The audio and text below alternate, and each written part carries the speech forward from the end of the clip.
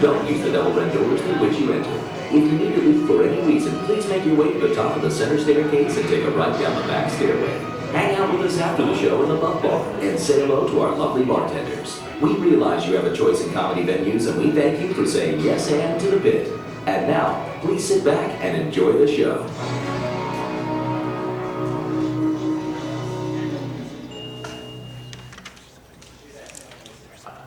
I don't know about that.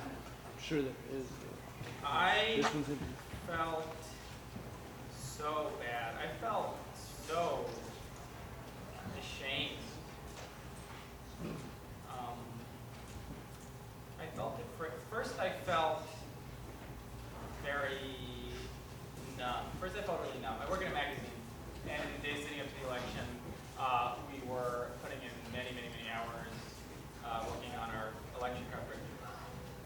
And so on election night, I didn't have much of a response except to say motherfucker once when it happened.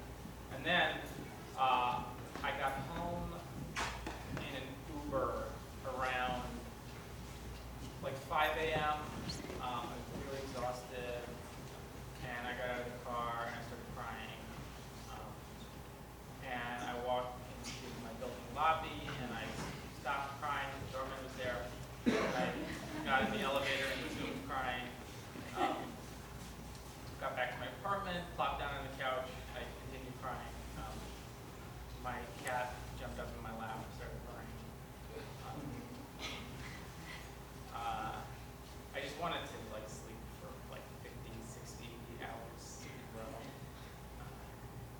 And I went to bed and slept about 3 hours before I woke up in just an enormous puddle of cat pee on November 9th. Great metaphor. I had a feeling of shame though, not shame about something specific, but just sort of a general feeling of that. And I did not feel like the culture I was encountering was helping me deal with that. In fact, it was amplifying it.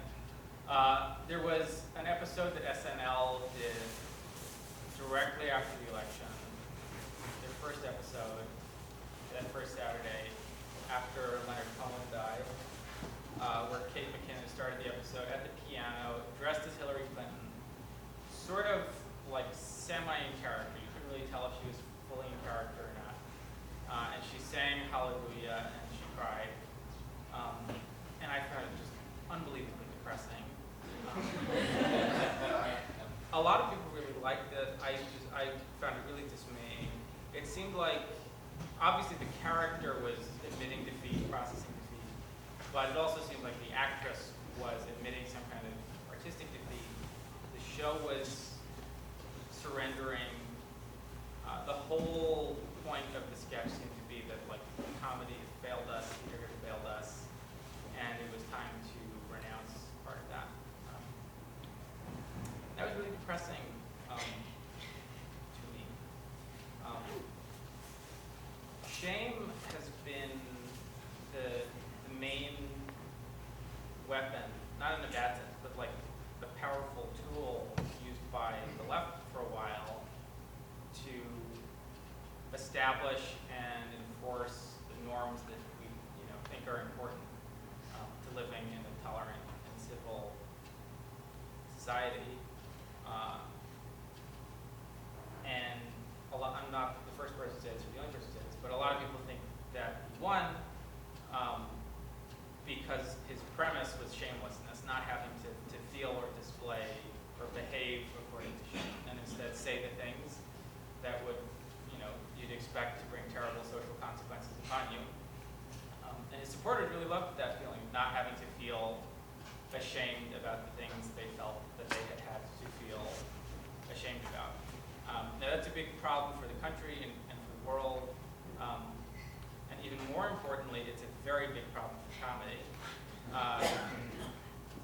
Now, most satire works by exposing some kind of secret shame, something that somebody's ashamed about.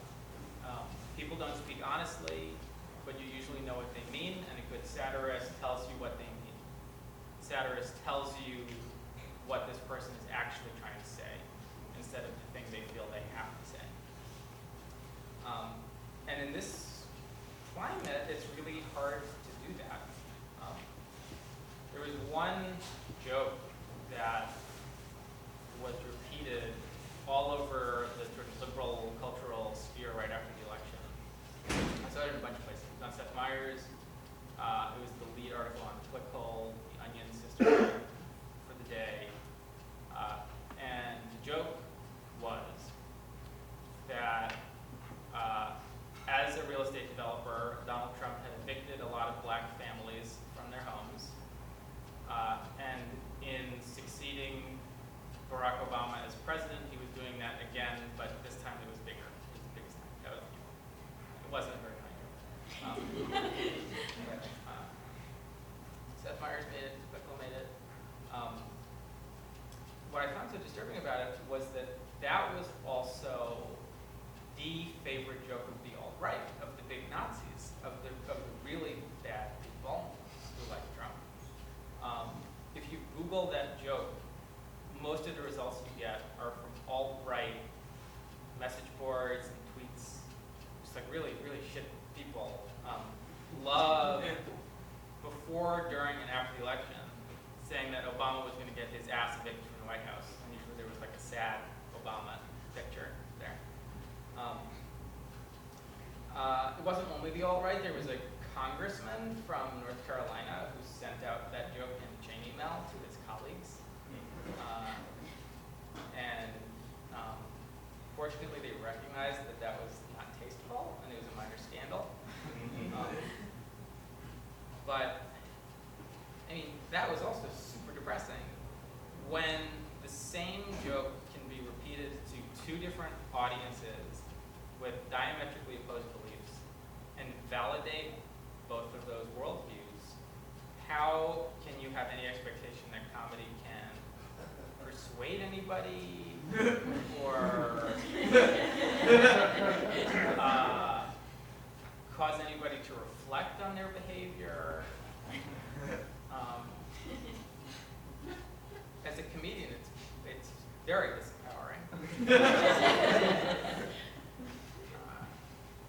Beckett once described art as the expression that there is nothing to express, nothing with which to express, nothing from which to express, no power to express, no desire to express, together with the obligation to express. And that's a lot like how I feel right now, creating a big obligation by sitting there in front of me. And that's really hard. I mean, most forms of comedy feel like they haven't survived. Observational comedy, what are you going to observe? It's just sad. Slapstick comedy, you can't do slapstick comedy when people are literally beating each other up. I don't know. Are there other types of comedy besides words and punches? Maybe thoughts? It just seems like nothing can function.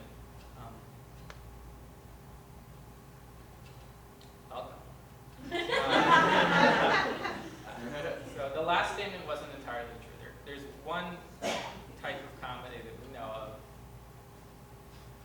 that can be said to function under these conditions. It is not generally considered a desirable form of comedy.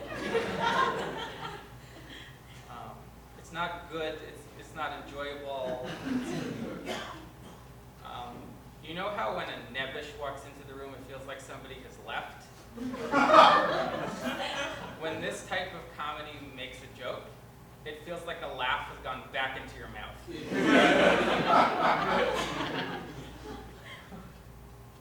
Do you want to see this? You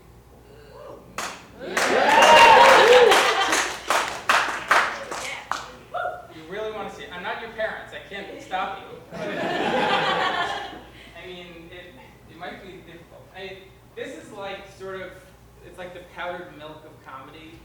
You can put it in a bunker and it'll last through the apocalypse. And you can get it in big buckets.